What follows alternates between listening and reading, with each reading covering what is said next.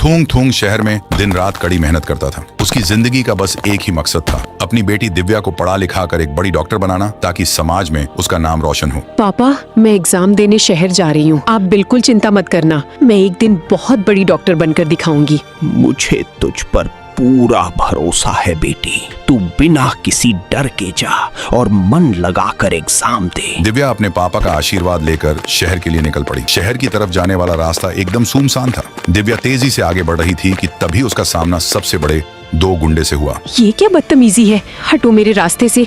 मुझे एग्जाम देने के लिए शहर जाना है, पहले ही देर हो रही है। ओए, तेरी इतनी हिम्मत कि तू हमसे रास्ता खाली करने को बोलेगी? पहचानती नहीं, हम इस इलाके के सरपंच ठाकुरदास के बेटे हैं। तभी एक गुंडे ने उसके सिर पर बंदूक तान दी। वे जबरदस्ती उसे घसीटते हुए पास की एक पुरानी खंडहर पड़ी कुटिया में ले गए और उन सरपंच के 2 बेटों ने दिव्या के साथ जबरदस्ती घिनौना काम किया। दिव्या चीखती चिल्लाती रही, लेकिन उन दरिंदों ने उसकी एक न सुनी। कुछ देर बाद आंखों में बहते आंसुओं के साथ दिव्या जैसे तैसे गिरते संभलते थूंग थूंग पास पहुंची। पापा, मुझे माफ कर दो, मैं डॉक्टर नहीं बन पाई। मेरे साथ बहुत बड़ा अन्याय हो गया पापा। उन सरपंच के गुंडे बेटों ने मेरे साथ गंदा काम किया। वे बहुत ताकतवर है, हम उनका कुछ नहीं बिगाड़ पाएंगे पापा। रो मत बेटी, तू बस खुद को संभाल। मैं उन रईस सादों को सबक मैं सिखाऊंगा। जब तक तेरे बाप के शरीर में सांस है, तुझे इंसाफ दिलाकर रहूंगा। थूंग थूंग भारी कदमों से पैर पटकते हुए सीधे पुलिस स्टेशन की तरफ निकल पड़ा और वहां जाकर इंस्पेक्टर चौहान के सामने इंसाफ की गुहार लगाई।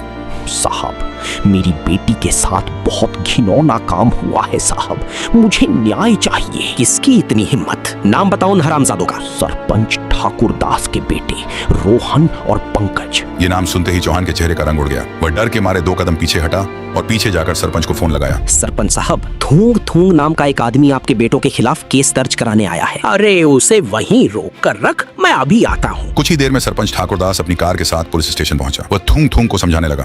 देखो थूंग थूंग, जो होना था वो तो हो गया। अब हम वक्त को पीछे तो नहीं मोड़ सकते ना।